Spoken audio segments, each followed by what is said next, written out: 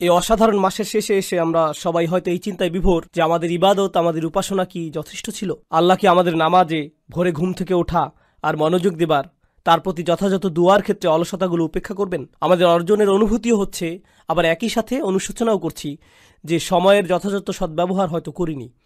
আর আমাদের সবারই এই অনুভূতি হচ্ছে, কেউ কারো চাইতে ভালো অবস্থানে নেই আমরা, শুধু আল্লাহই জানেন আমাদের অবস্থা। তাই বাহ্যিক অবস্থা আর এই যে আমি এখানে দাঁড়িয়ে আপনাদের উদ্দেশ্যে কথা বলছি আর আপনারা শ্রোতা হিসেবে আমার কথা শুনছেন, এটা কিন্তু আপনাদের চাইতে আমার অবস্থানকে সম্মানিত বলে প্রমাণ করে না। আমরা সবাই আল্লাহ আজ্জা ওয়াজাল্লার সামনে একই স্থানে অবস্থান করছি, আর এটা নিয়ে আমাদের সবারই চিন্তা করা দরকার। কিন্তু একই সাথে আমাদের দিনে এমন অনন্য কিছু আছে যেটা আমি আপনাদেরকে বলতে চাই। এই যে আমরা এই মাসকে বিদায় জানাচ্ছি, এটা আমার মতে খুবই গুরুত্বপূর্ণ। আর সেটা হলো ক্ষমার ব্যাপারে আমাদের ধারণা। এই মাসের বড় অনুপ্রেরণাগুলোর একটি হলো মাসটির প্রতিদিনই চাইলে আমরা আল্লাহর ক্ষমা অর্জন করতে পারি, আমাদের জীবন নতুন করে শুরু করতে পারি। এটাই হলো এই মাসের সবচাইতে বড় অনুপ্রেরণা, বড় উপহার। আর প্রত্যেক মুসলিমের এই বিষয়ে ভালোভাবে জানা দরকার, বিশেষ করে এই শেষ দিনগুলোতে। শেষের এই প্রত্যেকটি দিনই হতে পারে যে আপনার খাতা মুছে ফেলা হচ্ছে, আমার খাতা মুছে ফেলা হচ্ছে। আমরা যত গুনাহ করেছি সবকিছু মুছে ফেলা হচ্ছে, নতুন করে আবার শুরু করতে পারছি। আমরা যেন সদ্যজাত কোনো শিশুর মতো হয়ে গেছি, একদম শিশুর মতো।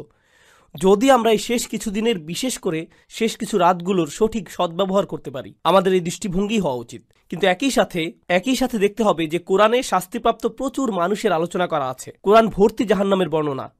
কোরআনে প্রচুর বর্ণনা আছে দুর্নীতিপরায়ণদের, যাদের আমল কবুল হয় না, তাই না? যাদের আমল বিচার দিবসে কেড়ে নেওয়া হবে, তারা বিচার দিবসে বিস্ময় নিয়ে দাঁড়িয়ে আছে। সূরাতুল হাদিদে বিচার দিবসে অনেক মুসলিমদের কথা বলা আছে যারা আতঙ্কগ্রস্ত। তারা মুমিনদের সাথেই দাঁড়িয়ে আছে, জান্নাতের দিকে এগিয়ে যাচ্ছে, আর হঠাৎ করে একটি দেয়াল এসে পড়ল, আর তারা বলবে, আলাম নাকুন মাআকুম, আমরা কি তোমাদের সাথেই ছিলাম না? আমরা তো একত্রে থাকার কথা। আর তারা বলবে, না না, তোমরা আমাদের সাথে নও। যারা জান্নাতের দিকে যাচ্ছে তারা বলবে, বালা ওয়ালাকিন্নাকুম ফাতানতুম আনফুসাকুম ওয়া তারাব্বাসতুম ওয়ারতাবতুম ওয়া গাররাতকুমুল আমানিয়্যু হাত্তা জাআ আমরুল্লাহ ওয়া গাররাকুম বিল্লাহিল গুরুর। এটা কিন্তু খুবই ভয়ঙ্কর আয়াত। জান্নাতের দিকে ধাবমান যারা দেয়ালটির অন্যদিকে আছে তারা বলবে, হ্যাঁ তোমরা আমাদের সাথেই ছিলে, কিন্তু তোমরা নিজেদেরকে ফিতনায় ফেলেছিলে, তোমরা দিনকে গুরুত্ব সহকারে নাওনি। অতারাব্বাসতুম, তোমরা দেরি করেছিলে। তোমরা বলতে যে আমি বদলাবো, আমি হারাম ব্যবসা বন্ধ করব, আমি এই মন্দ কাজটি বন্ধ করে দেব, আমি নামাজকে আরো গুরুত্ব দেওয়া শুরু করব।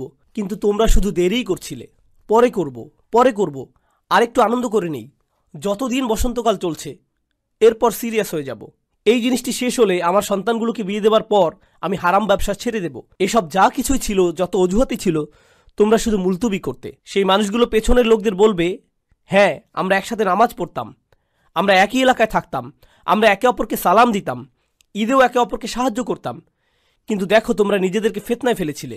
অতারাব্বাসতুম অরতাবতুম অগররাতকুমুল আমানিয়্যু হাত্তা জাআ আমরুল্লাহ। আর প্রথমত মিথ্যে আশা তোমাদের ধোঁকায় ফেলেছিল, তারা প্রতারণা করেছে। এর অর্থ কি? তোমরা ভাবতে এতে মন্দ কাজ করার পরেও তোমরা যদি সময় পেয়ে একটুখানি দোয়া করো, একটুখানি নামাজ পড়ো, সেটাই যথেষ্ট। তোমরা ভেবেছো এতটুকুতেই জান্নাতে ঢুকে যাবে। ঠিক যেমন আল্লাহ বলেন, আম হাসিবতুম আন তাদখুলাল জান্নাহ, যেন তোমরা অচিরেই জান্নাতে প্রবেশ করবে। এই ধরনের চিন্তা তোমাদের ধোঁকায় ফেলেছে। অবশেষে আল্লাহর সিদ্ধান্ত এসে গেল, অগররাকুম বিল্লাহিল গুরুর। আর যে ধোঁকা দিত সে খুবই পারদর্শী, সে তোমাদের ধোঁকা দিল, তোমাদের সাথে প্রতারণা করলো।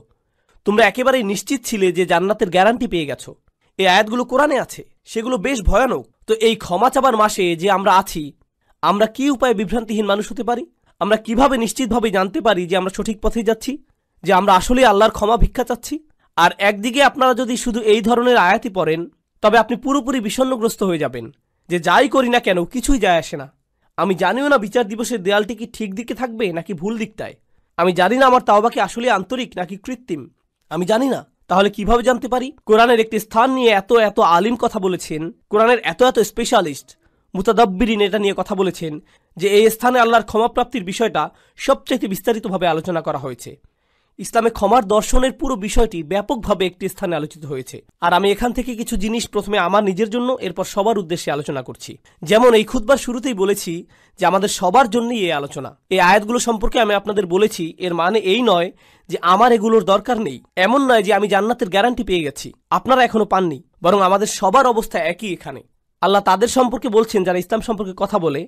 আল্লাহ বলছেন, ওমান আহসানু ক্বালাম মিম্মান দাআ ইলাল্লাহ ওয়া আমিলা সালিহান ওয়া ক্বালা ইন্নানী মিনাল মুসলিমিন। আর তার চেয়ে কার কথা উত্তম যে আল্লাহর দিকে মানুষকে আহ্বান জানায় এবং নিজেও সৎ কাজ করে? এর মানে সে নিজেও আমলের ঊর্ধ্বে হতে পারবে না। শুধু কথা বলাই যথেষ্ট না, তার নিজেকেও আমল করতে হবে। ওয়াকালা ইন্নানি মিনাল মুসলিমিন, আর সে স্পষ্টভাবে বলে দেয় আমি মুসলিমদের অন্তর্ভুক্ত। এর দুইটি অর্থ, এক, সে মুসলিম হিসাবে গর্বিত, আর দুই, সে নিজেকে অন্যান্য মুসলিমের চাইতে উত্তম মনে করে না, সে নিজেকে বেশি ভালো মনে করে না। তাই আমরা সবাই একত্রে, সবারই একই অবস্থা। আল্লাহর সামনে অন্তত এই দুনিয়াতে কেউই একজনের চাইতে অন্যজন উত্তম অবস্থায় নেই। আর শুধু আল্লাহই জানেন যে বিচার দিবসে আমাদের অবস্থা কি হবে, আর আল্লাহ এখনো জানেন আমাদের অন্তরের অবস্থা কেমন। যে আয়াতটি দিয়ে আপনাদের বলতে চাচ্ছি এখানে, তা আশা দিয়ে শুরু হয়। এটা গুরুত্বপূর্ণ, কারণ আমাদের দিন আশা দিয়ে শুরু হয়, ভীতি প্রদর্শন দিয়ে নয়। এটা সাবধানবাণী দিয়ে শুরু হয় না। যদিও আমার খুতবা তাই দিয়ে শুরু হয়েছিল, কারণ আপনাদের অনেকেই ছোটবেলা থেকে সবচেয়ে বেশি যেটা শুনে বড় হয়েছিলেন তা হচ্ছে ইসলাম ভয় প্রদর্শন দ্বারা পূর্ণ।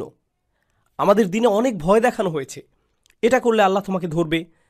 বাচ্চাকাল থেকে বাবা মা এটা বলে আসছে, তুমি হারাম কিছু করলে আল্লাহ তোমাকে অনেক শাস্তি দেবেন, এই ধরনের শাস্তি, জাহান্নামে ওই ধরনের শাস্তি, এই শাস্তি। এগুলো কোত্থেকে শুরু হয়? কুল। নবীজিকে বলতে বলা হচ্ছে কুল, ওদেরকে বলে দিন। এই কুলটি গুরুত্বপূর্ণ, কারণ মুসলিমদের জন্য তখন আশার বাণী তাদের রাসূলের মুখ থেকেই শোনা জরুরি ছিল, সাল্লাল্লাহু আলাইহি সাল্লাম। আর এই সুন্নতের ধারাবাহিকতা রক্ষায় আমরা এই আশা কিন্তু শুধু কিতাব থেকেই পাই না, বরং যারা রাসূল সাল্লাল্লাহু আলাইহি সাল্লামের উত্তরাধিকার বহন করেন তাদের কাছ থেকেও আশা পাই। এই লিগ্যাসি বহনকারী হিসাবে আপনি আমি আমাদের উচিত ছিল অন্যদের আশার বাণী শোনানো।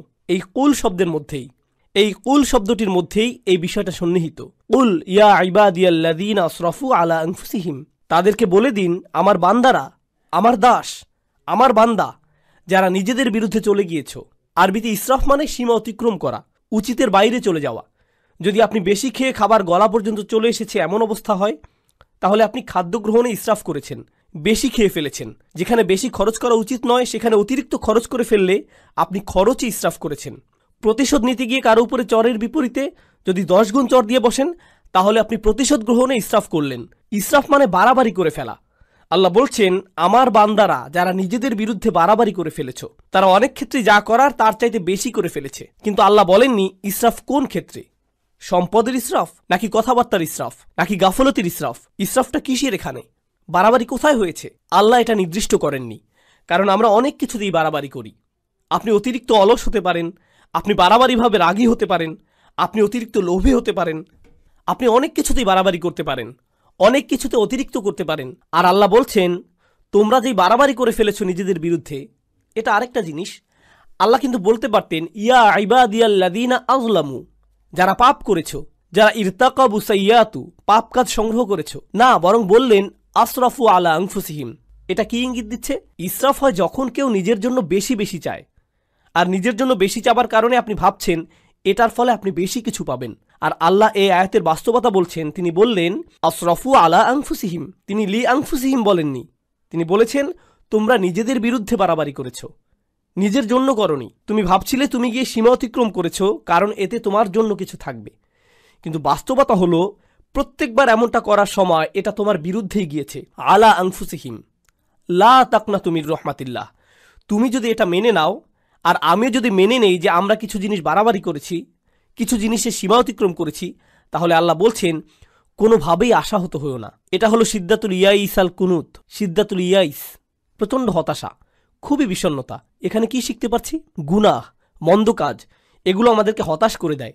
তারা এমন অনুভূতি আনে যে আল্লাহ তো আর আমাকে ক্ষমা করবেন না, আমার অবস্থা তো খুব খারাপ, তাই না?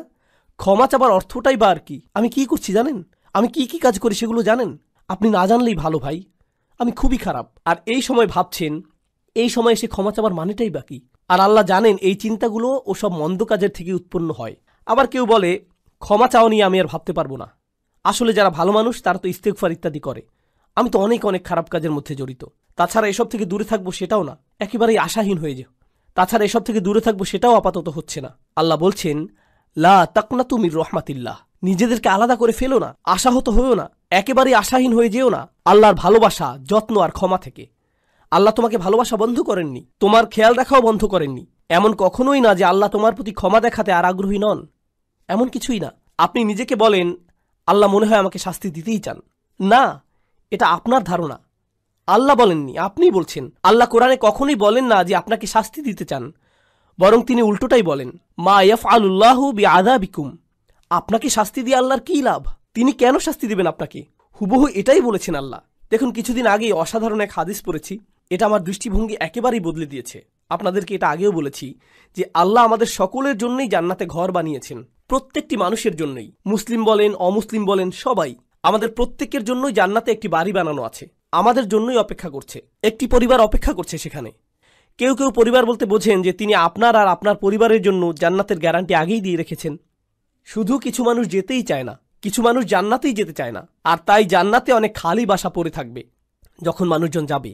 আর আল্লাহ বলছেন এই ঘরগুলো উত্তরাধিকার হিসেবে মুমিনদেরকে দেয়া হবে। উলাইকা হুমুল ওয়ারিসুন, সেগুলোকে মুমিনদের জন্য উত্তরাধিকার হিসেবে দেয়া হবে। যারা নিজের পরিবার সহ জান্নাতে আনন্দ করতে চায়নি তাদের ঘর। আল্লাহ কোরআনে বলছেন আল্লাযীনা খাসিরু আনফুসাহুম ওয়া আহলিহিম ইয়াওমাল কিয়ামাহ, যারা নিজেদের আর নিজেদের পরিবারকেও হারিয়ে ফেলেছে বিচার দিবসে। নিজের পরিবারকে কিভাবে বিচার দিবসে হারিয়ে ফেলে? কারণ পরিবার তো অপেক্ষাই করছিল, পরিবার তো জান্নাতেই ছিল, সুন্দর এক জীবন তো ছিল ওখানে। তাই আল্লাহ আজ্জা ওয়া জাল্লা এই আয়াতে বলছেন ইন্নাল্লাহা ইয়াগফিরুয যুনুবা জামিআ। দয়া করে খোলা কানে এই আয়াতগুলো শুনুন। রমজানের আর যে কয়দিন বাকি আছে সেগুলোর সুযোগ নিন, নিজেদের জন্য আর আপনার পরিবারের জন্য হলেও। ইন্নাল্লাহা ইয়াগফিরুয যুনুবা জামিআ, আল্লাহ ক্ষমা করে দিবেন সমস্ত গুনাহ, সব একত্রেই। আর এটা কোরআনের একটা মিরাকল। কোরআনের সবচেয়ে বড় উপহারগুলোর একটি এই যে আল্লাহ বলেছেন জুনুব, তিনি সাইয়্যাত বলেননি, কারণ আরবিতে সাইয়্যাত হলো গুনাহ আর জুনুব তার চাইতে ছোট। আর আল্লাহ বলছেন তিনি ছোটগুলোকেও ঢেকে রাখবেন। আসলে ছোটগুলোর নাকচ করা বড়গুলোকেও অন্তর্ভুক্ত করে ফেলে। যেমন আল্লাহ যদি বলেন আমি তোমার বড় গুনাহগুলো মাফ করে দেব, এর মানে তিনি ছোট গুনাহগুলো হয়তো বাদ দেবেন। তিনি বলছেন আমি তোমার ক্ষুদ্রতম গুনাহটিকেও ক্ষমা করব, তোমার আমলনামা এতই পরিষ্কার করে দেব যে তাতে একটুও দাগ থাকবে না, সব কিছু চলে যাবে। জামিআন, সবকিছু একত্রেই। ইন্নাহু হুয়াল গফুরুর রহিম, কোনো সন্দেহ নেই তিনিই একমাত্র যিনি প্রচণ্ডভাবে ক্ষমাশীল, প্রচণ্ড ক্ষমাশীল তিনি। আর তিনি সর্বক্ষণই প্রেমময়, সর্বক্ষণই করুণাময়, সর্বক্ষণই যত্নশীল। এটাই ক্ষমার ব্যাপারে প্রথম বার্তা দেবার কথা ছিল। আল্লাহ সবকিছু মাফ করে দিতে প্রস্তুত। আল্লাহ আপনার সবকিছু একেবারে নতুন করে শুরু করতে প্রস্তুত। তবে সেটাই কিন্তু একমাত্র নয়। কেউ এই আয়াত পড়ে ভাবলো এটাই আয়াতটির বার্তা। না না না না, দেখুন আমের বা নির্দেশ কিন্তু এখনো চলছে। তাই পরে আয়াতটি পড়ার পদ্ধতি হলো উল ইয়া ইবাদিয়াল্লাযীনা আসরাফু আলা আনফুসিহিম আনিবু ইলা রাব্বিকুম। এটা ঠিক এমনই, এভাবেই বোঝানো হচ্ছে। এর মানে হলো আমার বান্দারা, এখন যেহেতু জানো যে আমি সবকিছুই ক্ষমা করে দেব, আমার কাছে ফিরে আসো, নিজের মালিকের কাছে ফিরে আসো। এই বার্তার পরের অংশ এটাই। ক্ষমার আলোচনা ওখানেই শেষ হয়নি, তার কাছে ফিরে আসুন। তিনি বলছেন আমি ক্ষমা করতে প্রস্তুত, কিন্তু আমার ক্ষমা বিনামূল্যে নয়, এটা অর্জন করতে তোমাকে কিছু একটা করতে হবে। আমার কাছে ফিরে আসো। আনিবু ইলা রব্বিকুম, নিজের অন্তর তোমার রবের দিকে ফিরিয়ে দাও। আমার কাছে ফিরে আসো। আনিবু ইলা রব্বিকুম, নিজের অন্তর তোমার রবের দিকে ফিরিয়ে দাও। দেখুন আরবিতে তওবা আক্ষরিকভাবেও হতে পারে, আল্লাহর দিকে অন্তর ফিরে আসা তওবা হয়, আবার শারীরিকভাবে ফিরে আসাকেও তওবা বলা যেতে পারে। ইনাবা শুধু অন্তরের জন্য। আরবিতে ইনাবা ব্যবহৃত হয় যখন অন্তর আল্লাহর দিকে ফিরে আসে। তাই আল্লাহ বলছেন তোমার অন্তর কোথায়, কি নিয়ে ব্যস্ত তুমি, কি নিয়ে বিভ্রান্ত তুমি? তোমার মালিকের কাছে ফিরে যাও, তিনি ক্ষমা করতে প্রস্তুত। ওয়াসলিমু লাহু। এরপর তিনি বলছেন যেহেতু তোমার অন্তর আমাকে দিয়েছ, এখন তোমার সত্তাকেও আমার প্রতি সমর্পণ করো, ইসলামে থাকো, নিজেকে সমর্পণ করো, মান্য করতে প্রস্তুত হও। ওয়া আসলিমু লাহু মিন ক্বাবলু আন ইয়াতিয়াকুমুল আযাব সুম্মা লা তুনসারুন। শাস্তি আসার পূর্বেই এরপর আর সাহায্যপ্রাপ্ত হবে না। এখন আল্লাহ শাস্তির কথা বলেছেন, এমন না যে আয়াতে শাস্তির কথা নেই, আছে, কিন্তু শুরু হয়েছে কি দিয়ে? শুরু হয়েছে উৎসাহ দিয়ে, যে দেখো আমি সব ক্ষমা করতে প্রস্তুত, কোনো শাস্তিই তোমাকে দেয়া হবে না। তুমি যদি চাও তবে আমার কাছে ফিরে আসো, নিজেকে আমার কাছে সমর্পণ করে দেওয়া উচিত তোমার, আর তাড়াতাড়ি করো এটা। এমন ভেবো না যে অনেক সময় হাতে আছে, এমন লোকদের অন্তর্ভুক্ত হয়েও না বিচার দিবসে যাদেরকে বলা হবে তারা বাস্তুম, ভেবেছিলে তোমাদের হাতে অনেক সময় যে দেরি করলেও হবে, তাই না? এটা যেন ফি মানাতা আখারতুম, তুমি বিলম্ব করেছিলে, অনেক সময় আছে, আরো থাকুক, বাদ দাও। এই ধরনের কথাবার্তা, এমন ধরনের লোক হবে না। আল্লাহ বলছেন শুরু করে দাও মিন কবলি। এই মিনকে বলে মিনাত তাজিল, শাস্তি আসার ঠিক আগে আগে। আমি বলছি শাস্তি হতে কিন্তু দেরি নেই, কাছেই। বিচার দিবসের কথা বললে অনেকে মনে করেন বিচার দিবস অনেক দেরি, তাই না? ইন্নাহুম ইয়ারাউনাহুম বাঈদা, তারা মনে করে ওটা হতে অনেক দেরি। অনারাহু করিবা, কিন্তু আমাদের প্রত্যেকে আমরা কখন যাব? আমরা কি ঈদের দিন আদৌ দেখতে পাবো? কে জানে, কে জানে আমরা কবে যাব? কে জানে মৃত্যুর ফেরেশতার কাছে আল্লাহ কি লিখে দিয়েছেন? আমরা পার্কিং লট পর্যন্তও কি যেতে পারবো? কে জানে, আমরা কেউ জানি না। আর আমাদের মৃত্যু হলেই মান মাতা ফাকাদ কামা কিয়ামাহু, যে চলে যায়, যেই মারা যায় তার কেয়ামত শুরু হয়ে যায়। আপনার কেয়ামতের জন্য ইয়ামুল কেয়ামা, পুনরুত্থান দিবসের জন্য অপেক্ষা করতে হবে না। 1 সেকেন্ডেরই ব্যাপার এটা। আর ফেরেশতা যখন চলে আসবেন, তিনি বলবেন না, ও সরি, আপনার 5টা একটা মিটিং আছে না, তাহলে পরে আসছি। এমনটা কিন্তু হবে না। যখন যাবার সময় চলে আসবে, যেতেই হবে, কোনো দেরি হবে না। তাই আল্লাহ বলছেন, আর দেরি করো না, নিজের অন্তরকে আমার দিকে ফিরিয়ে আনতে আর সমর্পণ করতে বিলম্ব করো না। ওয়া আনিবু ইলা রাব্বিকুম ওয়া আসলিমু লাহু। তাছাড়া আমাদের দিনের সৌন্দর্যটা দেখুন। কেউ যদি খুতবাতে বসে বসে সিদ্ধান্ত নেয় যে সে আল্লাহর দিকে ফিরে আসবে, সে এখনো কিন্তু কিছুই করেনি। সে কিন্তু এখনো তার জীবনধারা সম্পর্কিত কিছুই বদলায়নি। সে এখনো তার আয়ের উৎস নিয়েও কিছু করেনি, কিংবা তার আচরণেও পরিবর্তন আসেনি। সে শুধু অন্তরে নিয়ত করেছে যে সে ভিন্ন মানুষ হয়ে যাবে। আর সে বের হয়ে যাবার সময়, কিংবা সে তার পরিবারের সাথে দেখা করার আগেই আল্লাহ হয়তো তার জীবন নেবার সিদ্ধান্ত নিলেন, সে ক্ষমা পেয়ে যাবে। সে তো পরিষ্কার, সে আল্লাহর দিকে ফিরে এসেছিল, এটাই যথেষ্ট। সুবহানাল্লাহ। আমি একজন লোককে চিনতাম নিউ ইয়র্কের এক মসজিদে, বেশ বড় মসজিদ, ম্যানহাটনের 96 স্ট্রিট, সেখানকার সবচেয়ে বড় মসজিদ। আর এটার সামনেই বিশাল বড় একটা অ্যাপার্টমেন্ট কমপ্লেক্স। সেখানে এক হিন্দু লোক বাস করত। মসজিদটাও সেখানে যুগ যুগ যাবৎ ছিল। সে প্রতিদিন সেই দিক দিয়ে যেত আর শুনত, কারণ তারা মাইকে আজান দিত। তো তিনি আজান শুনতেন, সবসময় সেটা শুনতে পেতেন। 96 বছর বয়স। মসজিদে এসে বললেন, আমি মুসলিম হতে প্রস্তুত। 96 বছর বয়স, শাহাদা পাঠ করলেন। 2 দিন পর মারা গেলেন। 96 বছরের শিরক, 96 বছরের গাফলা। এরপর তিনি আল্লাহর কাছে ফিরে এলেন, সেটাই যথেষ্ট হয়ে গেল। সব পাপ মুছে ফেলা হলো, সকল মন্দ কাজকে ভালো কাজে পরিণত করে ফেলা হলো তার জন্য। ইন্না লিল্লাহি ওয়া ইন্না ইলাইহি রাজিউন। এটাই আল্লাহর দয়া। কারো প্রতি এটাই আল্লাহর ভালোবাসা, যে চলে যাবার পূর্বেই আল্লাহ তাদের ফিরে আসতে দেন। ওয়া আনিবু ইলা রাব্বিকুম। এটা শুধু অমুসলিমদের প্রতি আহ্বান নয়, আমাদের জন্য। আমাদেরও আল্লাহর কাছে ফিরতে হবে। এমন মনে করবেন না যে আমি শুধু খুব আধুনিকতাবাদী লিবারেলদের উদ্দেশ্যে কথাগুলো বলছি। এখানকার ধার্মিকদের উদ্দেশ্যে বলছি না, হিজাব সহ বোন কিংবা দাড়িওয়ালা সেই ভাইটির উদ্দেশ্যে না, না না না, সবার উদ্দেশ্যেই বলছি। আল্লাহ কিন্তু বিচার দিবসে আমাদের চেহারা দেখবেন না, আল্লাহ দেখবেন আমাদের অন্তরে কি আছে। আমাদের দেখতে, কিছু করতে বেশি ধার্মিক ধার্মিক মনে হয়, তার মানে এই নয় যে আমরা অন্যের চাইতে ভালো অবস্থানে আছি। এটা শুধু আল্লাহই ভালো জানেন। ওয়া আসলিমু লাহু মিন ক্বাবলু আইয়াতিয়াকুমুল আযাব সুম্মা লা তুনসারুন। অত্তাবিউ, আদেশ এখনো চলছে। তোমাদের মধ্যে যারা পাপী, অত্তাবিউ আহসানা মা উনজিলা ইলাইকুম মির রাব্বিকুম। কি যে সুন্দর! আল্লাহ বলছেন, তোমাদের যা দেয়া হয়েছে তার সর্বোত্তমটি অনুসরণ করো। তোমাদের প্রতি নাজিলকৃতর মধ্যে সর্বোত্তমটি। এর অর্থ কি হয়? এর অর্থ হলো কোরআন। এর আগেই ওহী নাজিল হয়েছিল, কিন্তু মানুষের প্রতি নাজিলকৃত সর্বোত্তমটি হলো আল্লাহর এই কিতাব। আর কোনো কিছুই এর চাইতে উত্তম নয়। তোমরা কেন এর অনুসরণ করছো না? আল্লাহ এই আয়াতে আমাদের বলছেন, যারা তার দিকে ফিরে আসতে চায়, তার দিকে ফিরে আসার রাস্তাটি হলো তার কিতাবের অনুসরণ করা। আর না বুঝে কোনো মানচিত্র তো আপনি অনুসরণ করতে পারবেন না। আপনি দিক না চিনলে মানচিত্র কিভাবে অনুসরণ করবেন? আপনার আমার এই কিতাবের সাথে সরাসরি সম্পর্ক করা দরকার। যদি আপনি এই কিতাবটিকে উপেক্ষা করে চলছেন, তবে এই আয়াত আপনার জন্য। আপনি আমি যদি ক্ষমা চাই, তবে এই কোরআনের সাথে সরাসরি সম্পর্ক করতে হবে। এটা পড়ুন, কি বলতে চাচ্ছে সেটা বোঝার চেষ্টা করুন, আন্তরিকতার সাথে আল্লাহর কাছে দোয়া করুন, হে আল্লাহ, এই কিতাব বুঝতে আমাদেরকে সাহায্য করুন। আমি অনুবাদ পড়ছি, কিছুই বুঝছি না, আমাকে এর ব্যাখ্যা বুঝতে সাহায্য করুন। আপনি কি বলতে চাচ্ছেন আমাকে বলুন। ইয়া আল্লাহ, আরবি শিখা আমার জন্য সহজ করে দিন, যেন আমি আপনার কিতাবের সাথে সম্পর্ক করতে পারি। আল্লাহ আপনার জন্য সহজ করে দিবেন। তিনি করবেন না এমন হবে না। সমস্ত মানব জাতির প্রতি এটা খোলা দাওয়াত। তিনি বলেছেন তিনি সহজ করে দিবেন। আমি তো এটা আপনার জন্য সহজ করে দিতে পারবো না, আল্লাহ পারবেন। ওয়ালাকাদ ইয়াসসারনাল কুরআনা লিযিকরি। তিনি বলছেন আমরা তো কোরআন সহজ করে দিয়েছি। তিনি বলেননি লিল আরব। তিনি শুধু আরবদের জন্য সহজ করে দেননি, বরং পুরো মানব জাতির জন্য সহজ করেছেন। এটাই তার ওয়াদা। তাই তাকে কিছু আন্তরিকতা দেখান, নিজের পক্ষ থেকে কিছু প্রেরণা দেখান যে আপনি প্রস্তুত, যে আমিও ফিরে যেতে চাই। আপনি দেখতে পাবেন দরজা তার থেকেই খুলে আসছে। অত্তাবিউ আহসানা মা উনজিলা ইলাইক মির রাব্বিকুম। যা পাঠানো হয়েছে তার সর্বোত্তম অনুসরণ করো। অর্থাৎ এই কিতাবের চাইতে উত্তম বার্তা, উত্তম উপদেশ তো কখনোই তোমরা পেতে পারতে না। কোনো মুসলিমের এই কিতাবের সাথে সরাসরি সম্পর্ক থাকা মানে উপদেশ পাবার জন্য সবসময় কেউ না কেউ থাকা, তার অন্তরকে শান্ত করার জন্য কেউ না কেউ সবসময় আছে। আপনি কোরআনের যে কোনো পৃষ্ঠা খুলে পড়া শুরু করুন, শান্তি আর সুখ পাবেন। আপনি খুশুখুজুর সাথে সালাত আদায় করুন আর আল্লাহর কথাগুলো তিলাওয়াত করুন, এমন সমাধান পেয়ে যাবেন যেটা কল্পনাও করেননি। আল্লাহর কথার মাধ্যমেই সেটা চলে আসবে আপনার কাছে। কোরআন অসীম, সর্বক্ষণ প্রাসঙ্গিক। এটা এমন একটা কিতাব যেটা সর্বকালে উপযুক্ত, আক্ষরিকভাবেই। কলেজে থাকতে আমি এক বন্ধুর সাথে এই এক্সপেরিমেন্ট করেছিলাম। তাকে বললাম, বন্ধু, সবাই তো বলে কোরআন হেদায়েত, চলো একটা এক্সপেরিমেন্ট করি। প্রত্যেকবার আমাদের কোনো সমস্যা হলেই চলো কোরআনের কোনো একটা পৃষ্ঠা খুলে পড়া শুরু করি, দেখি কোনো সমাধান পাই কিনা। আমরা এমন 2-3 মাস যাবৎ করলাম, আর সুবহানাল্লাহ আমরা প্রতিদিন মেলাতাম। আমি এটা পেয়েছি, এই সমস্যা হয়েছিল, আর এই আয়াত পেয়েছি, আর আমি এটা খুঁজছিলামও না, শুধু কোরআন পড়ছিলাম আর সেটা চলে এলো। এটাই আমার জন্য আল্লাহর সমাধান। দেখলেন, আমার জন্য আল্লাহর উপদেশ এটা।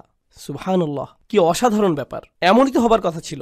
আমাদেরকে দেয়ার এর চাইতে উত্তম আর সুন্দর জিনিস আর কি হতে পারে, তাই না? এরপর আল্লাহ বলছেন, ওয়াত্তাবিউ আহসানা মা উনজিলা ইলাইক মির রাব্বিকুম মিন ক্বাবলি আন ইয়াতিয়াকুমুল আযাবু বাগতাতান ওয়া আনতুম লা তাশউরুন। শাস্তি তোমার উপর আসার আগেই, হঠাৎ করে, তুমি কিছু বোঝার আগেই। অন্য কথায়, যারা আল্লাহর কথাগুলো জানে এরপরেও আল্লাহর দিকে ফিরে আসার চিন্তা করে না, তাদের শাস্তি তো আসবেই, কারণ আল্লাহ তো তাদের রাস্তা দেখিয়েছেন। দেখো, আমি তোমাদেরকে ক্ষমা করতে চাই, এই যে নাও কিতাব, নাও এটা। আপনি যদি না নেন তবে আল্লাহকে এরপর দোষ দিতে পারবেন না। তাই পরের আয়াতগুলো হলো যাদের ক্ষমা নিয়ে ভুল ধারণা আছে তাদের সম্পর্কে। এটাই হলো ক্ষমার আসল বুঝ। এই রাস্তাতেই আপনার যাবার কথা। আল্লাহ ক্ষমা করতে প্রস্তুত আছেন, যদি আপনি পিছনে ফিরে আপনার বাড়াবাড়ির জীবন, গুনাহের জীবন ছেড়ে চলে আসতে চান তার কাছে। আর যদি ওহির মধ্যে সর্বোত্তম ওহির অনুসরণ করতে চান, যদি তা করতে চান, তাহলে ক্ষমার দরজা খোলা আছে। তবে আপনি আশায় পরিপূর্ণ থাকবার কথা। আল্লাহ আমাদের সবাইকে ক্ষমার যোগ্য বানিয়ে দিন। এরপর অন্যদিকে যখন হঠাৎ করে শাস্তি চলে আসে, আচ্ছা দেখুন, এগুলো সবকিছুই কিন্তু বহুবচনে ছিল। আয়াতটি ছিল বহুবচনে। এর মানে কি জানেন? যে পুরো সমাজকে বলা হচ্ছে যেন ঠিক হয়ে যায় যে আমাদের একে অন্যকে আল্লাহর নিকটবর্তী হবার ব্যাপারে উৎসাহ দেবার কথা, আমাদের একে অপরকে পেছনে ফেলে আসার কথা না। কিন্তু একটি দিন আসছে, যখন সেই দিন আসবে, কোনো সমাজ তখন থাকবে না। আমরা সবাই সেদিন একা হব। সবাই বলবো নাফসি নাফসি, আমি নিজে, আমি নিজে। সেদিন কোনো একত্রিত পরিবার থাকবে না। দেখুন, আমরা পরিবার সহ বেড়াতে যাই, সবাই মিলে একত্রে গাড়িতে উঠি, সবাই একসাথে যাই, কিন্তু সেই সফরে সবাই একাই ভ্রমণ করবে। আপনি আপনার পরিবারের সাথে থাকবেন না, এমনটা আর হবে না। আর সেই দিনে এখন আয়াতগুলো সব এক বচনে। তাই সে বলছে, আন তাকুলা নাফসুন ইয়া হাসরাতা আলা মা ফাররাততা ফি জামবিল্লাহ ওয়া ইন কুনতু লামিনাস সাখিরিন। এই আয়াতগুলো এতটাই প্রাসঙ্গিক, আল্লাহে আমি অনেক ইমেইল পাই যাদের এমন কোনো সমস্যা, আমি তো অবাক। ১৫০০ বছর পরেও সমস্যাগুলো বদলে যায়নি। সেদিন এমন লোকও থাকবে যারা বলবে, হে আল্লাহ, ইয়া হাসরাতা শেষের আটি ইয়াতেও রূপান্তরিত হতে পারল না, কারণ ইয়া মুচকি হাসির কাছাকাছি। লোকটি তার কারাহা, তার হুজুনের জন্য ইয়া উচ্চারণ করতে পারছে না। হায় হায়, কি অনুশোচনা আমার, এ কি করে ফেললাম আমি। এমনটাই সে বলছে, ইয়া হাসরাতা আলা মা ফাররাততু ফি জামবিল্লাহ, যে আমার থেকে যা আশা করা হয়েছিল তার চাইতে অনেক কম করে ফেলেছি আল্লাহর উপস্থিতিতেই, আল্লাহর সান্নিধ্যেই। আপনাদেরকে বুঝিয়ে বলার চেষ্টা করছি এখানে কি বলছে। আল্লাহ শুরুতে বলেছিলেন, তোমরা শুধু বাড়াবাড়ি করো, তোমরা সীমা অতিক্রম করো শুধু, আর শুধুমাত্র সেসব জিনিসই তোমরা ছাড়াছাড়ি করো যেগুলো আল্লাহ চান যে তোমরা করো। এটাকে বলে তাফরিদ, প্রত্যাশা থেকে কম করা। আর ওই লোকটি, আয় হায়, আমি প্রত্যাশা থেকে কম করে ফেলেছি, ঠিক আল্লাহর সংস্রবে থেকেই। আর আল্লাহর সংস্রব মানে কি? ফি জামবিল্লাহ। কুরআন বলছে ওয়াসাহিবিহি বিল জাম্ব, যে আপনার পাশেই বসে আছে। জাম্ব মানে আল্লাহর ঠিক সাথেই। আপনি মসজিদের কাছেই থাকতেন, আপনি মুসলিমদের পাশেই বসে আল্লাহর কিতাব থেকে উপদেশ শুনতেন, আপনি কোরআনের তেলাওয়াতও শুনতে পেতেন, আপনার পরিবারের লোকেরা আপনাকে নসিহত দেওয়ার চেষ্টা করত, আর সবাই আপনাকে এভাবে আল্লাহ সংস্রব দিত। আল্লাহর সংস্রব মানে প্রথমত আল্লাহ নিজেই নিকটবর্তী, ফাইন্নি করিব। দ্বিতীয়ত যারা আপনাকে আল্লাহর স্মরণ করিয়ে দিত তাদেরকে দূরে ঠেলে দিতেন। আরে যা করছি যাও তো, আরে যা করছি করতে দাও তো, আমি কি করব তোমাকে বলতে হবে না, উপদেশ দেওয়া বন্ধ করো, আমার দরকার নেই উপদেশের, আমি ঠিক আছি, ভালোই আছি, আমার বাণী শোনার দরকার নেই এখন। লোকটি বলছে, হায় হায়, কি করলাম আমি কিভাবে শৈথল্য করলাম, আমি সহজেই উতরে যেতে পারতাম। এরপর সে কারণ দর্শাচ্ছে। তরুণ ভাইয়েরা, দয়া করে শুনুন, সে কারণ দিচ্ছে কেন সে শৈথিল্যতা করেছিল। সে বলছে, ওয়াইন কুনতা লামিনাস সাখিরিন, আমি ঠাট্টা বিদ্রুপকারীদের মধ্যে অন্তর্ভুক্ত ছিলাম, আমি এই সব কিছুকে কৌতুক মনে করেছিলাম, আমি এই সব কিছুকে হাওয়ায় উড়িয়ে দিতাম। ধুর, নসিহতের প্রতি এমনই আচরণ করতাম, আক্ষরিকভাবেই সাখির, আমি পাত্তাই দিতাম না। অনেক মানুষ আছে না আল্লাহর ক্ষমার উপর ভরসা হারিয়ে ফেলে। এই আয়াত তার পরের ধাপ বলছে, এটা যারা ক্ষমাকে পাত্তাই দেয় না তাদের কথা বলছে। তারা মনে করে এইসব মজা, কিসের জন্য ক্ষমা, ও বিচার দিবস, আচ্ছা, এটাকে তারা গুরুত্বই দিত না। এখন এই লোক বিচার দিবসে দাঁড়িয়ে চিৎকার করছে, হে আল্লাহ, কিভাবে আমি এটাকে পাত্তা না দিয়ে থাকলাম, এটাকে কেন কৌতুক মনে করলাম। এরপর দ্বিতীয় ধরনের লোক, আও তাকুলা লাউ আন্নাল্লাহা হাদানি, দ্বিতীয় ধরনের লোক বলছে, ইস, যদি আল্লাহ আমাকে হেদায়েত দিতেন, এটা আল্লাহর দোষ, তিনি যদি আমাকে হেদায়েত দিতেন তাহলে লাকুনতা মিনাল মুত্তাকিন, তাহলে আমি মুত্তাকিদের অন্তর্ভুক্ত হতাম। আল্লাহ সিদ্ধান্ত নিয়েছিলেন যে আমি বিদ্রুপকারী হব, আল্লাহরই সিদ্ধান্ত যে আমি নামাজ পড়িনি, আল্লাহ ঠিক করেছিলেন যে আমি অলস থাকব, তিনি ঠিক করেছিলেন আমি বদরাগী হব, এটা তো আমার দোষ না, এটা আল্লাহর দোষ। এটাও সে বিচার দিবসে বলছে। সে এই দুনিয়াতে মিথ্যুক ছিল, আখিরাতেও মিথ্যুক। তুমি আল্লাহর উপরে চাপিয়ে দিচ্ছ, হ্যাঁ, যেন সব দোষ তারই, যেন তারই সব দোষ, যেন তোমার কোনোই দোষ নেই। সুবহানাল্লাহ। এটা তো অন্য কারোর জন্য করো না। কেউ রাস্তায় তোমাকে আটকে দিল, আল্লাহর দোষ। এই লোক, সে তো গাড়ি চালাতেই জানে না, দেখে চালাতে পারে না, তাকে ফাইন করা উচিত। তাকে কেন দোষ দিচ্ছ? নিজেকে তো দোষ দাও না, তাই না? আপনি কোনো গ্রোসারি দোকানে গেলেন, ক্যাশ রেজিস্টারে গিয়ে টাকা পরিশোধ করছেন। এখন সেই লোক টাকা ফেরত দিল না, 10 টাকা ফেরত পাবেন আপনি, সেটা সে দিল না। এই যে আমার 10 টাকা কই? সে বলল এটা তো আল্লাহর দোষ, আল্লাহ ঠিক করেছেন আপনি টাকাটা পাবেন না। কি বলছেন আপনি? আমার 10 টাকা ফেরত দিন। অন্য মানুষদের কাজে তাদেরকে দোষ দিতে আপনি ঠিকই জানেন, কিন্তু যখন নিজের বিষয় আসে তখন বলেন না না না, আল্লাহ সিদ্ধান্ত করেছেন যে আমি মন্দ কাজ করব। আসলেই মুনাফিক। এভাবেই চলবেন আপনি? এই অজুহাতের পেছনেই লুকাবেন আপনি? এই কথা বিচার দিবসেও বলছেন? আমি তো মুত্তাকিই হতাম যদি আল্লাহ হেদায়েত দিতেন। তিনি আমার গোমরাহির সিদ্ধান্ত নিয়েছেন, পুরোটাই আমার তাকদীর। আও তাকুল আহিনা তারাল আযাব লাউ আন্না লি কাররাতান। এরপর যখন সে শাস্তি দেখতে পেল, বলল আচ্ছা আচ্ছা আচ্ছা ঠিক আছে, আসলে আমারই দোষ, আমি মানছি। যখন সে শাস্তি দেখতে পেল, আমাকে আরেকটি সুযোগ দিন। লাউ আন্না লি কাররাতান, যদি আমি আরেকটি সুযোগ পাই, ফা আকুনা মিনাল মুহসিনিন, আমি তবে শুধু মুসলিম না, শুধু মুমিন না, আমি মুহসিনিনদের অন্তর্ভুক্ত হয়ে যাব। মুহসিনের সংজ্ঞা কি? আল্লাহর ইবাদত করা যেন তাকে দেখতে পাচ্ছেন। এখন আল্লাহ শাস্তি দেখার পর সে বলছে আমি আল্লাহর ইবাদত করব যেন শাস্তি দেখতে পাচ্ছি, আমার ইহসান থাকবে, আমি প্রস্তুত।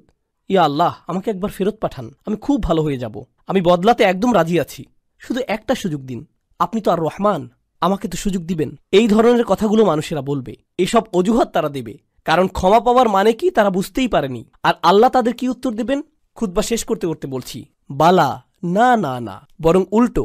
প্রথম যেই লোকটি বলেছিল ইয়া আল্লাহ আমার শৈথল্য হয়ে গিয়েছে, আমি দুঃখিত, না, আপনার দুঃখিত হওয়াতে কিছু যায় আসে না। দ্বিতীয় লোকটি যে বলল যদি আল্লাহ আমাকে হিদায়াত দিতেন তবে আমি ঠিক থাকতাম, আল্লাহ বলছেন এই যুক্তি এখানে চলবে না। বালা, ইয়া আল্লাহ আমাকে আরেকটি সুযোগ দিন, এবার ঠিকই ভালো হয়ে যাব, সত্যি বলছি, এবার সব কিছু ঠিকঠাক মতো করব, খুবই গুরুত্ব সহকারে করব, আর ঠাট্টার পাত্র বানাবো না এবার। আল্লাহ বলছেন না, সেই সময় শেষ। আমি তোমাকে বার্তা পাঠিয়েছিলাম যে আমি সব মাফ করে দিব, কিন্তু তুমি পাত্তা দাওনি, তুমি ছুঁড়ে ফেলেছিলে, সেই আমন্ত্রণে থুতু দিয়েছিলে, তুমি এটাকে কৌতুক ভেবেছিলে, সেটা তোমার দোষ, সব তোমার দোষ। আল্লাহ বলছেন বালা কদ জাআতকুম আয়াতি, আমার আয়াত এসেছিল তোমার কাছে, আর এটা এক বচনে। এর মানে কি জানেন? ওহী রাসূলুল্লাহ সাল্লাল্লাহু আলাইহি সাল্লামের কাছে এসেছিল, কোরআন তার কাছে এসেছিল, আর তার মাধ্যমে আপনাদের সবার কাছে আলাদা আলাদা করে। আল্লাহ বলছেন যা আতকা আয়াতি, যা আতকা আয়াতি, আমার আয়াত তোমার কাছে এসেছিল, আর তোমার কাছে, আর তোমার কাছে। আর এটা আতাতকা আয়াতিও নয়, বলছে যা আতকা আয়াতি। যা মানে অনেক দূর থেকে আসা। আমি সপ্ত আসমান থেকে কোরআন পাঠিয়েছিলাম, অগণিত ফেরেশতা সহ পাঠিয়েছিলাম আল্লাহর শেষ রসুল সাল্লাল্লাহু আলাইহি সাল্লামের কাছে। তিনি রক্তাক্ত হয়েছিলেন যেন তুমি একদিন কোরআন পড়তে পারো, আমরা যেন কোরআন তেলাওয়াত করতে পারি। এজন্য মানুষ জীবন দিয়েছে, মানুষ জীবন বিকিয়ে দিয়েছে, যেন একদিন মানুষ লা ইলাহা ইল্লাল্লাহ বলতে পারে, যেন একদিন কিতাবটি খুলে ফাতিহা পড়তে পারি। সেই আয়াত তোমার কাছে এসেছিল, ফাকাযযাবতা বিহি, আর তুমি ভেবেছিলে এই সবকিছুই মিথ্যে, সেগুলো উপেক্ষা করেছো। অস্তাকবারতা, তুমি অহংকারপূর্ণ ছিলে, আমার বাণীর প্রতি আর আমার কিতাবের প্রতি অহংকার করেছিলে, এত দূর থেকে আসা বার্তাকে উপেক্ষা করার সাহস করেছো তুমি, এটাই তুমি ছিলে না? ওয়াকুনতা মিনাল কাফিরিন, তুমি তো সবসময় কাফির ছিলে। চাইলে এখন আল্লাহর কাছে এসে সারাদিন ধরে কাঁদতে পারো, এটাই হলো ক্ষমার প্রকৃত বুঝ। আল্লাহর আয়াত আমাদের সবার কাছে এসেছে। এই মাসে আমরা ওহী আগমন উদযাপন করি, এই মাসে আমরা বলতে পারি ইয়া আল্লাহ আপনার আয়াত এসেছে আমার কাছে, আমাদের সবার কাছে আপনার আয়াত এসেছে, আর আমরা এগুলোর প্রতি অহংকারী হব না, আমরা এগুলো উপেক্ষা করব না, আমরা গুরুত্ব সহকারে নেব সেগুলো। কোরআনের সাথে আপনার সম্পর্ক এই মাসেই ঠিক করুন, যেন মাস শেষ হবার পরেও সেটা চালিয়ে যেতে পারেন, সেসব মানুষদের অন্তর্ভুক্ত হন। দোয়া করি যেন আমি তাদের মধ্যে হতে পারি, যেন আপনারা তাদের মধ্যে হতে পারেন, যেন আল্লাহ আমাদের জন্য কোরআনের সান্নিধ্যে যাওয়াটা সহজ করে দেন, যত দিন যায় আরও কাছে যেন যেতে পারি, অলসতা যেন আমাদের কখনো ছুঁতে না পারে। এই উপহার, এই ভালোবাসা কোরআনের প্রতি যা আল্লাহ আমাদেরকে দিয়েছেন, সেটা যেন আমরা সবার কাছে ছড়িয়ে দিতে পারি, সেই দোয়া করছি। এই উপহারের মহত্ব ও গুরুত্ব যেন আমরা আমাদের সন্তানদের মাঝে ছড়িয়ে দিতে পারি, তাদের মধ্যেও যেন এই ভালোবাসা গড়ে ওঠে। আপনার বাচ্চাকে ভিডিও গেম কিনে দিলে কত খুশি হয় খেয়াল করেছেন? তাদের চেহারার আনন্দ লক্ষ্য করেছেন? ঈদ আসছে, তাদেরকে আমরা খেলনা দেব, তখন তাদের চেহারার আনন্দ দেখেন, কত খুশি তারা, কিভাবে চিৎকার করছে। এটাকে আরবিতে ফারাহ বলে। আল্লাহ কোরআন সম্পর্কে বলছেন ফাবিযালিকা ফালিয়াফরাহু এই কোরআনের কারণেই তোমাদের উচিত খুশিতে উৎফুল্ল হওয়া। কোথায় সেই খুশি? কোরআন নিয়ে সেই আনন্দ কোথায়? আমাদের কিভাবে নবীজি সাল্লাল্লাহু আলাইহি সাল্লাম বলবেন, ইয়া আহলাল কোরআন, হে কোরআনের মানুষ, কোরআনের লোকজন, সেটা কোথায়? আজকেই ঠিক করার সময়। কালকের জন্য অপেক্ষা করবেন না, আজ রাতের জন্য অপেক্ষা করবেন না। কোরআনের মানুষ হয়ে যান, আল্লাহর নিকটবর্তী হবার মতো মানুষ হয়ে যান, তার ক্ষমা অর্জন করে নিন, তার আমন্ত্রণ গ্রহণ করুন। আল্লাহ যেন আমাদের সবাইকে তার ক্ষমা, তার ভালোবাসা, তার করুণার যোগ্য বানিয়ে দিন। যেন আল্লাহ আয্যা জাল্লা আমাদের সবাইকে, আমাদের সন্তানদেরকে, আমাদের পিতামাতা, আমাদের আত্মীয়দের তার জান্নাতে প্রবেশ করিয়ে দিন। আল্লাহ আয্যা জাল্লা যেন সকল মুসলিমদের সকল ভুল মাফ করে দেন। আল্লাহ আয্যা জাল্লা যেন সমস্ত রোজা, সকল ইবাদত কবুল করে নেন, এমনকি যেগুলো ভুলে ভরা, অলসতায় ভরা, সেগুলোও আল্লাহ যেন আমাদের সবাইকে তেমন বানিয়ে দিন। বিচার দিবসে তার ছায়ার নিচে দাঁড়ানোর তৌফিক দিন। বারাকাল্লাহু লি ওয়া লাকুম ফিল কুরআনিল হাকিম ওয়া নাফা'নি ওয়া ইয়্যাকুম বিল আয়াতি ওয়াজ যিকরিল হাকিম। আসসালামু আলাইকুম ওয়া রাহমাতুল্লাহি ওয়া বারাকাতুহু।